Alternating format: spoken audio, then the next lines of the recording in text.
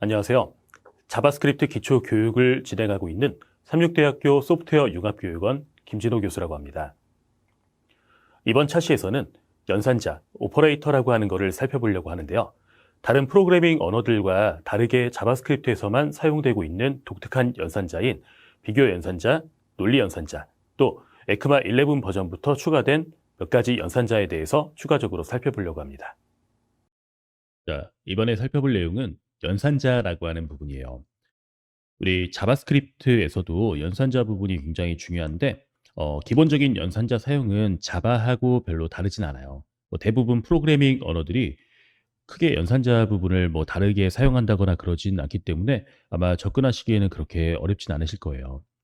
다만 자바스크립트에서 추가적으로 필요한 연산자에 관련된 내용만 담게 됐고, 나머지 연산자는 그냥 여러분들 알고 계신 상식선에서 차근차근 배워나가시면 될 것 같아요.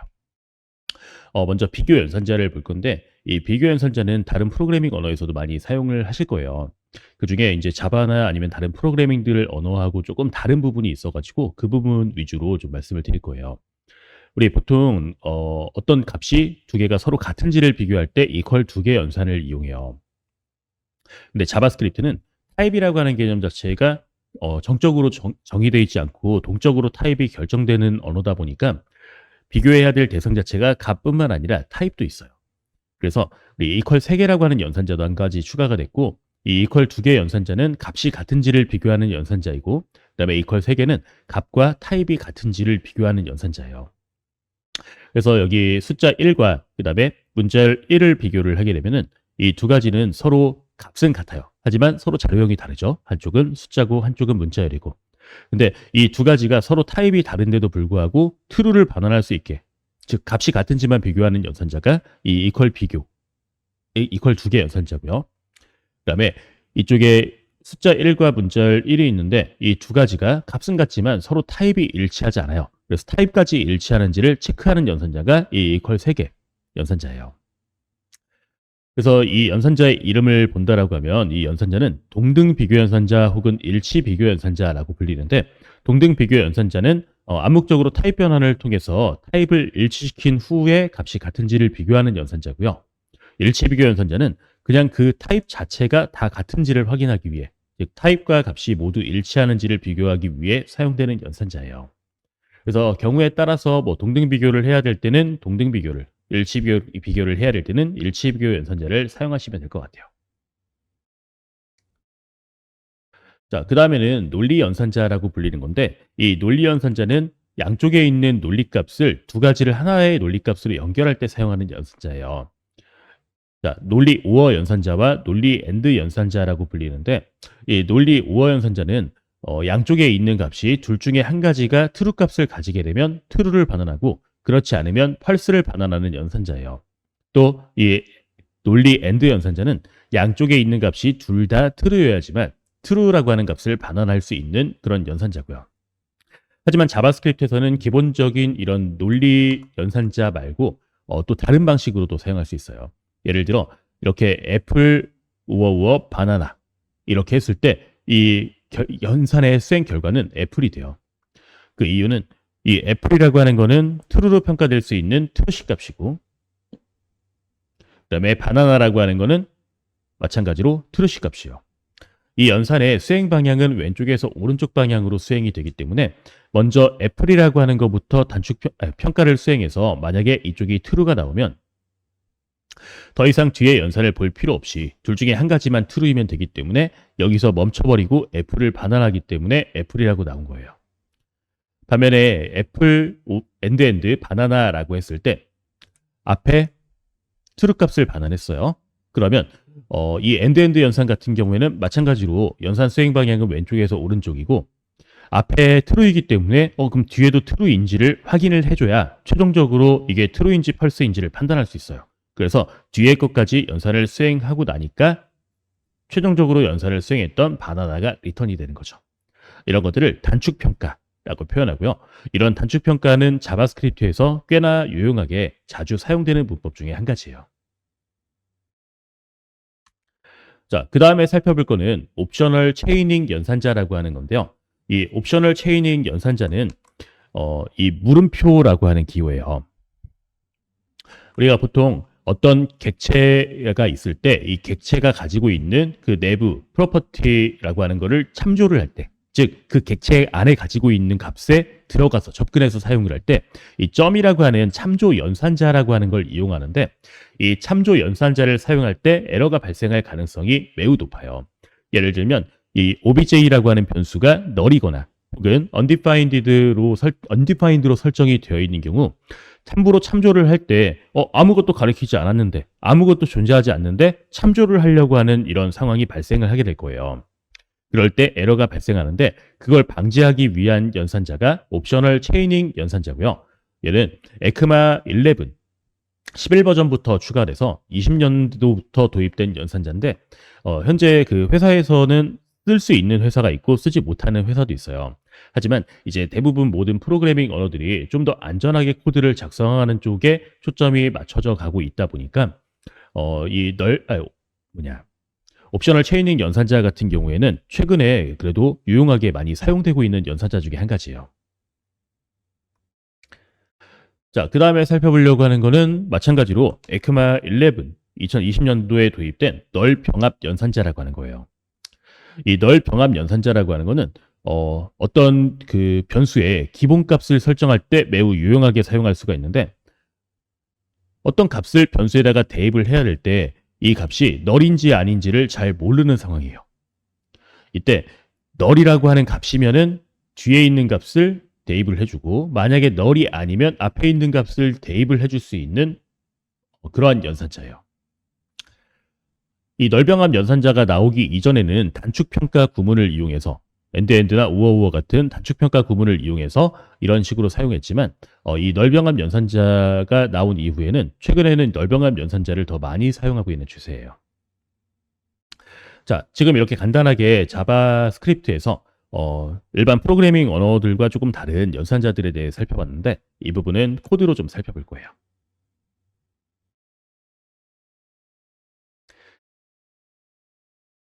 자, 먼저 폴더부터 만들어 주실 거고요. 우리 코어라고 하는 폴더 밑에다가 뉴 폴더에서 03번에 오퍼레이터라고 하는 폴더를 만들어 주실게요. 만약에 폴더 위치를 잘못 만드셨다라고 하면 이 만든 폴더를 코어 쪽으로 이렇게 끌고 가시면 이런 구조로 변경이 될 거예요. 자, 그럼 이제 이 오퍼레이터라고 하는 곳에다가 작성을 해줄 건데, 먼저 우리 앞에서 봤던 비교 연산자부터 확인해 볼게요. 자, 이 하위에 폴더를 하나 만드실 거고, 01번에 comparison operator라고 해서 비교 연산자를 의미해요. 이 폴더 하위에는 01번에 comparison operator라고 하는 JS 파일을 하나 만들어 주실게요.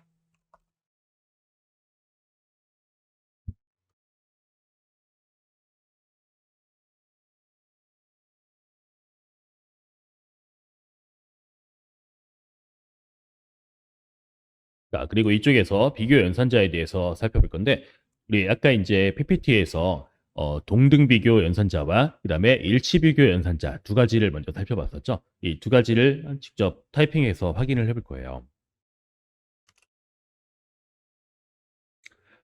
자, 먼저 숫자 1과 문자열 1을 비교를 해볼 거예요. 자, 숫자 1과 그다음에 문자열 1이 서로 같은지를 동등 비교 연산자를 이용해서 비교를 했어요. 이 동등 비교 연산자는 타입을 비교하는 게 아니라 실제 내부에 존재하는 값을 비교하는 연산자이기 때문에 이 숫자 1과 문자열 1은 서로 같으니까 true라고 하는 값을 반환하고 있는 걸 볼 수 있어요.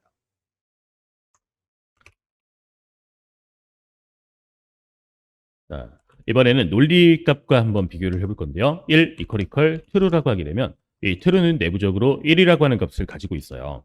그래서 이 1과 true라고 하는 값을 마찬가지로 비교를 하게 되면 이 두 값은 서로 같다라고 나오고 있어요. 반면에 값뿐만 아니라 타입 또한 일치하는지를 비교하는 일치 비교 연산자를 확인해 볼 건데요. 숫자 1과 문자열 1을 서로 일치하는지 일치 비교 연산자를 이용해서 한번 확인을 해볼게요.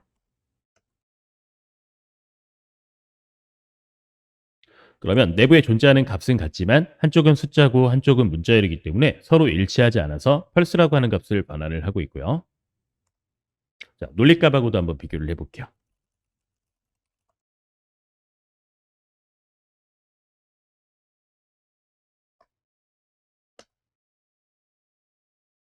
자, 그러면 true는 내부적으로 1임에도 불구하고 논리 타입이기 때문에 서로 타입이 일치하지 않아서 펄스라고 하는 값을 반환하고 있는 걸 보실 수 있어요.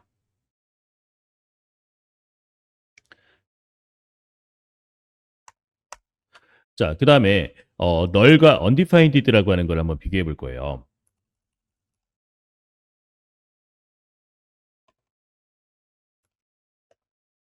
자, 먼저 동등 비교 연산자를 이용해서 널과 undefined라고 하는 걸 비교해 볼게요.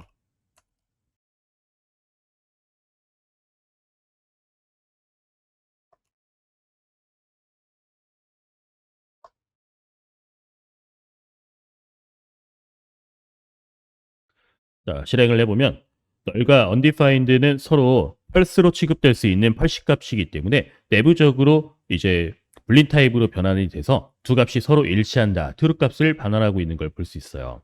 하지만 이 널과 undefined는 엄밀히 얘기하면 타입이 다르기 때문에 타입이 일치하는지를 비교하는 일치 비교 연산자를 이용하게 되면 이 두 값은 서로 다르다라고 나올 거예요.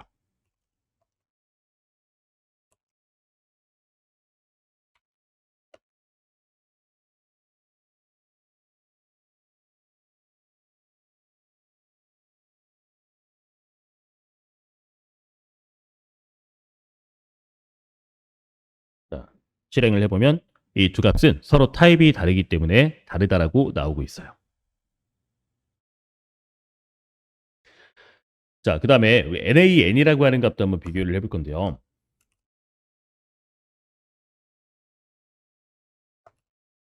이 NaN과 그 다음에 NaN이라고 하는 이 두 값을 서로 자기 자신과 같은지를 한번 비교해 볼 거예요.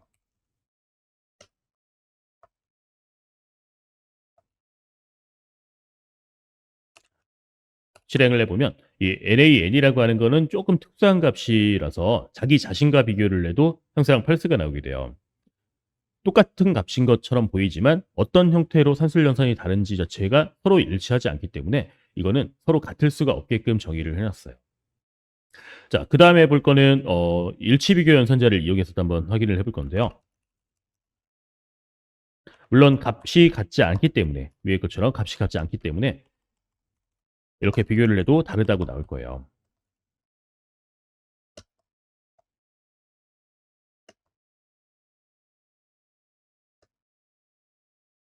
실행해 보면 동등 비교 연산자라 일치 비교 연산자 둘 다 펄스 값을 반환하고 있는 걸 보실 수 있으실 거예요. 자, 근데 간혹 경우에 따라서 이 값이 NaN 값인지를 확인해야 되는 경우들이 있어요. 그럴 때 이 NaN 값이 맞는지를 확인하기 위해서 제공하고 있는 빌트인 함수 기능이 있는데요. 그걸 이용해서 NaN 값을 확인하실 수 있어요.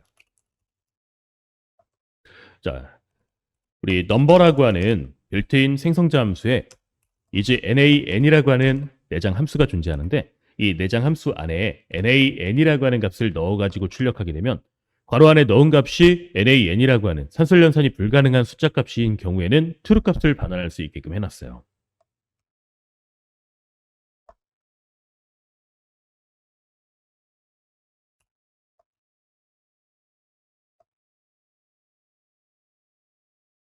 실행을 해보면 자, 괄호 안에 들어간 게 NaN이기 때문에 true라고 하는 값을 반환하고 있죠. 그래서 우리 보통 어떤 값이 NaN 값인지 확인을 해야 될 때, 이럴 때 이제 NaN이라고 하는 내장 함수를 많이 사용을 하고 있어요. 자, 자바스크립트는 문자열 또한 일치 비교가 가능해요.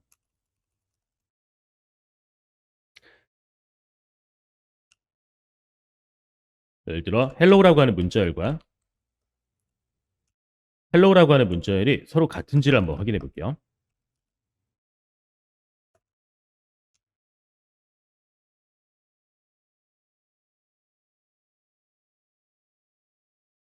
자, 확인을 해보면 hello라고 하는 문자열과 hello라고 하는 문자열은 타입뿐만 아니라 값 또한 같다라고 나오는 걸 볼 수 있어요.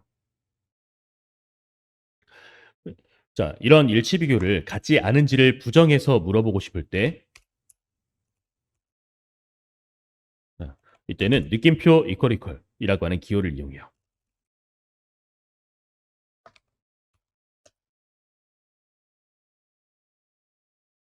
헬로우라고 하는 문자열과 또 헬로우라고 하는 문자열이 서로 같지 않냐라고 물어보는 질문이고요. 서로 같지 않으면 true, 같으면 false를 반환해요.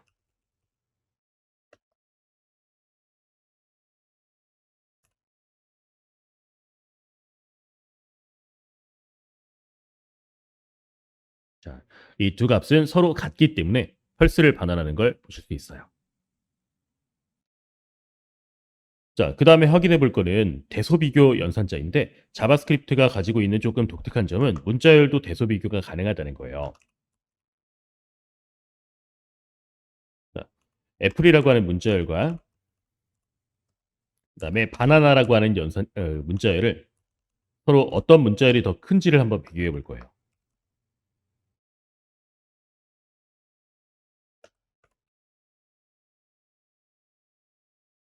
자, 확인을 해보면 현재 바나나가 더 크냐라고 물어봤을 때 true 값을 반환하는 걸 볼 수 있어요. 자, 이렇게 이제 비교가 가능한 거는 이 문자열을 앞 글자부터 한 글자씩 오른쪽 방향으로 확인을 했을 때, 자, 바로 이 첫 글자 첫 글자 이렇게 비교를 했을 때 만약에 유니코드 값이 더 큰 상황이면은 더 큰 문자열이라고 판단을 하는 거예요. 근데 만약에 앞 글자 두 개가 서로 같다라고 하면 두 번째 문자열 비교를 시작해요. 그래서 더 큰 쪽이 더 큰 문자열이 되는 거죠. 이런 식으로 문자열 자체가 대소 비교가 된다라고 하는 거는 다른 프로그래밍 언어가 가지고 있는 것과 조금 다른 부분이에요. 자, 그 다음에 확인해 볼 거는 저희 논리 연산자를 이용한 단축 표현식을 살펴볼 거예요. 이 오퍼레이터 하위에다가 폴더를 하나 만드실 거고요. 자, 02번에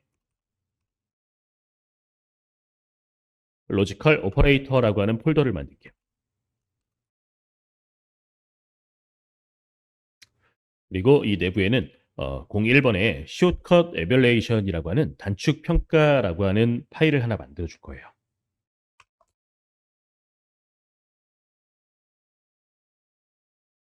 또 short circuit evaluation.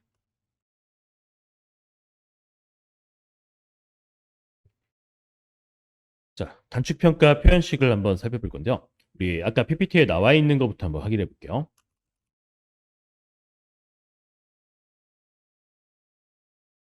자, 애플이라고 하는 문자열, 그 다음에 논리 오어 연산자, 또 바나나라고 하는 문자열.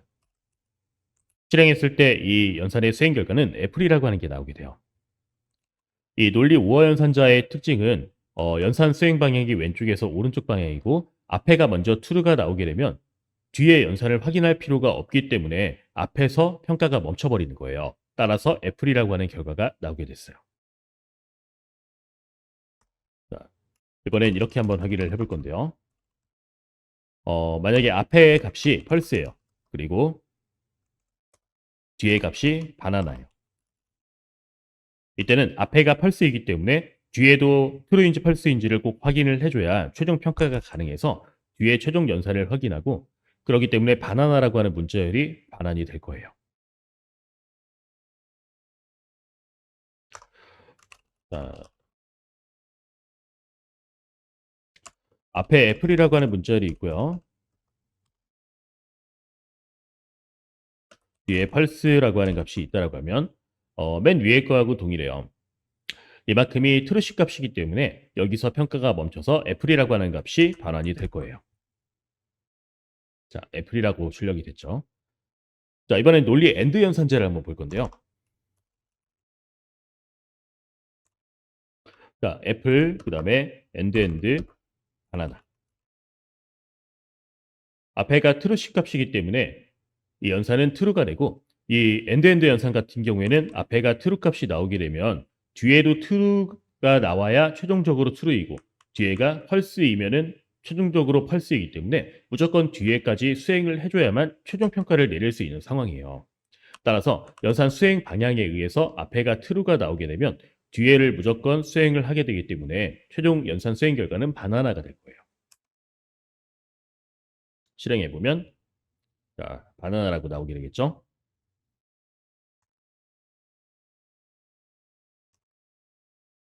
자, 이번엔 앞에가 펄스이고 엔드엔드 바나나라고 있어요. 자, 이렇게 수행하게 되면은 앞에가 이미 펄스이기 때문에 더 이상 이 엔드엔드 연산은 의미가 없어요. 뒤에까지 확인을 해봤자 어차피 펄스가 나오기 때문에 뒤에를 최종적으로 수행하지 않게 되고 최종적으로 반환하는 그 값은 펄스가 될 거예요. 실행해 보면 자, 펄스가 됐죠.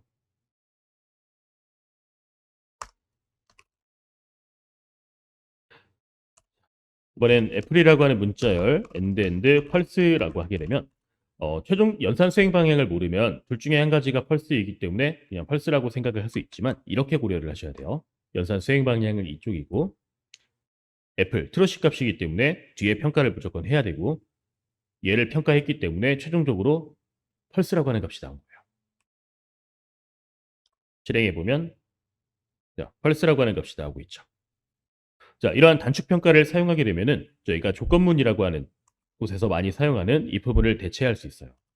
예를 들어 num이라고 하는 변수에 1을 저장하고 이 num이라고 하는 숫자를 2로 나눴을 때 나머지가 0이냐라고 물어보면 이 질문은 저 num이 짝수이냐라고 물어보는 질문이에요. 만약에 짝수가 맞으면 콘솔.log로 짝수입니다라고 출력을 해줄 거고요. 만약에 그렇지 않으면 즉 홀수이면 홀수입니다라고 콘솔에 출력을 해줄 거예요.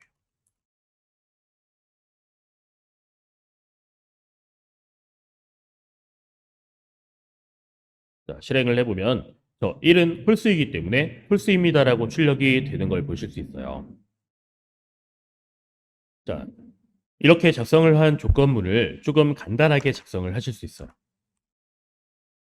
자, num에 있는 값을 2로 나눴을 때 나머지가 0인지를 확인해서 저 값이 true인 경우에는 뒤에 걸 수행해요.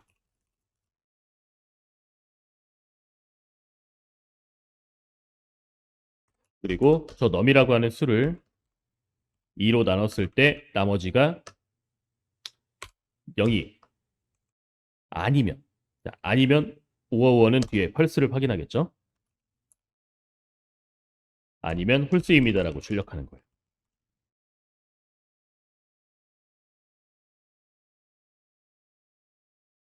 자, 실행했을 때 이러한 질문 또한 홀수입니다라고 출력이 되는 걸 보실 수 있고요. 앞에 내용이 펄스로 판정이 됐어요. 근데 이 논리 우어 연산자는 특징이 앞에가 펄스가 나오게 되면 뒤에까지 최종적으로 확인을 해야 되기 때문에 해당 내용이 수행을 해서 홀수입니다라고 출력이 된 거예요.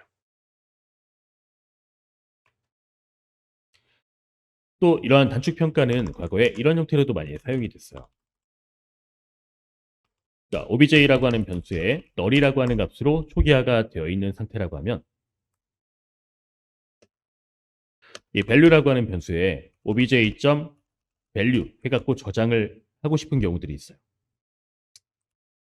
자, 실행을 하게 되면은 저 obj는 null이기 때문에 아무것도 참조할 수가 없어서 해당 위치에서 에러가 발생을 하고 있어요. 이런 경우 이 단축 표현식을 이용해서 조금 더 안전한 코드를 작성하실 수 있어요. 만약에 이 obj가 null이면 펄스일 거고 펄스 값 엔드 자, 만약에 obj가 null이거나 펄스 값인 경우에는 이미 이 판정은 펄스가 되기 때문에 더 이상 뒤에 거를 평가하지 않겠죠. 그냥 obj가 value에 담기는 거예요. 하지만 얘가 펄스 값이 아니고 트루시 값이다. 그러면 뒤의 내용을 무조건 수행해야 되기 때문에 참조 연산을 그 이후에 사용할 수 있게끔 하면서 조금 더 안전하게 사용할 수 있는 방법이에요. 자, 그 다음에 확인을 해볼 거는 저희 에크마 11, ES11에서 추가된 연산자에 대해서 좀 살펴볼 거예요. 새롭게 폴더를 또 추가하실 거고, 자, 03번에 ES11 다시 오퍼레이터라고 하는 폴더를 만들게요. 그리고 먼저 옵셔널 체이닝이라고 하는 연산자부터 살펴볼 거예요. 자, 뉴 파일로 01 언더바 옵셔널 체이닝 오퍼레이터.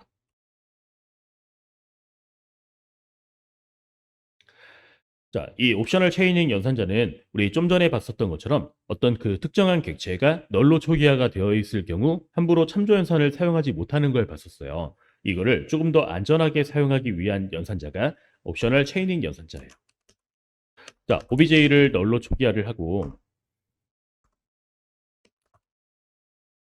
value라고 하는 변수에 자, OBJ에 있는 value라고 하는 프로퍼티를 저장을 하고 싶어요.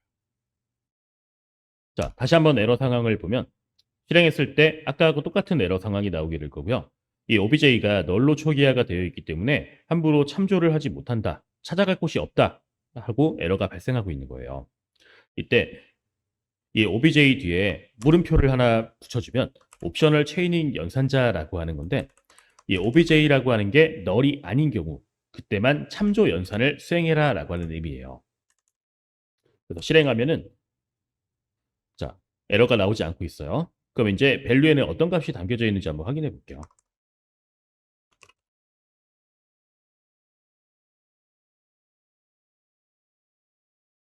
실행해 보면 undefined라고 하는 정의되어 있지 않은, 즉 obj 하위에 value라고 하는 값이 현재 존재하지 않아요. 존재하지 않지만 value를 억지로 넣었기 때문에 저 value는 현재 정의되어 있지 않은 값이에요. 따라서 undefined라고 하는 값이 나오게 될 거고요. 자, 이 문자열 str에 빈 문자열을 넣었어요.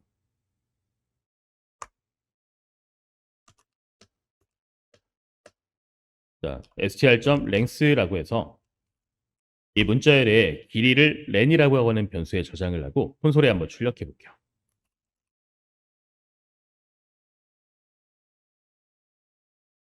자, 실행을 하면 해당 이 빈 문자열의 길이는 0이기 때문에 0이라고 하는 숫자가 나오는 걸 보실 수 있어요. 자, 이전에는 이렇게 길이가 0인 이 값을 펄시 값으로 취급을 해서 문제가 생기는 경우들이 좀 있었어요. 그래서 이렇게 직접적으로 랭스를 사용하는 대신 str end 랭스 해서 만약에 이 값이 트루시 값인 경우에만 랭스를 넣을 수 있게끔 이런 식으로 사용을 했었는데 이것 또한 이런 식으로 사용하지 않고 옵셔널 체이닝 연산자를 이용하는 거예요. 즉 단축 표현식에 조금 더 업그레이드된 문법이라고 보실 수 있어요. 자, 실행하시면 자체로 아무 문제가 없기 때문에 정상적으로 0을 반환하게 될 거예요. 자, 그 다음에 볼 거는 널 병합 연산자라고 하는 건데요. 자, 새롭게 파일을 하나 만들게요.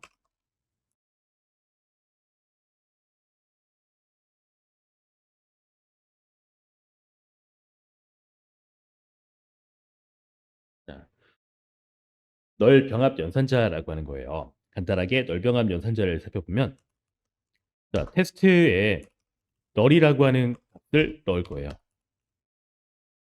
근데 만약에 앞에가 널이면 기본값이라고 하는 걸 넣어라 라고 했을 때 콘솔에 한번 테스트 변수를 출력해 볼게요.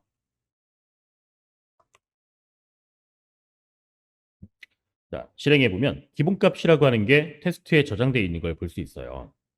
아까 우리 단축 표현식으로 작성을 했던 그 방식을 널병합 연산자로 대체를 할 수 있는 건데 만약에 앞에가 널인 상황에서는 뒤에 있는 기본값으로 뭐라도 값을 넣어야 되는 상황이 생길 때 이럴 때 널병합 연산자를 이용할 수 있어요.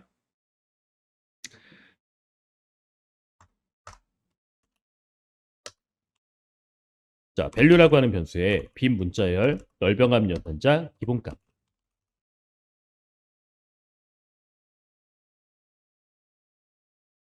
자, value 변수에 있는 값을 출력을 해보면 자, 여기는 아무런 값도 나오지 않고 있어요. 그 이유는 이렇게 빈 문자열 자체가 널이 아니기 때문에 널 병합 연산자가 동작하지 않은 거예요. 근데 경우에 따라서는 이 값이 80값으로 판정되지 않고 빈 문자열로 초기화가 돼야 되는 경우들이 있어요. 근데 만약에 단축 표현식을 이용해서 이렇게 작성을 하게 되면 자, 실행했을 때 기본값이 두 개가 나오죠. 바로 얘가 펄시 값으로 판정이 됐기 때문에 펄스니까 뒤에 거를 이용해 갖고 값을 넣은 거예요. 하지만 얘는 널이 아니기 때문에 이거 자체를 기본값으로 써야 될 때는 이런 단축 표현식 대신에 널 병합 연산자를 이용하셔야 더 원하는 방향으로 초기화를 수행할 수가 있게 돼요. 자, 조금 어렵긴 했지만 저희 자바스크립트가 다른 프로그래밍 언어들이 가지고 있는 연산자 기능들과 조금 다른 부분에 대해서 살펴봤고요. 이 연산자 부분 또한 마찬가지로 사용하시다 보면 점점 익숙해지시는 거니까 난이도가 좀 있게 느껴지시더라도 끝까지 잘 따라오셔 주시면 감사하겠습니다.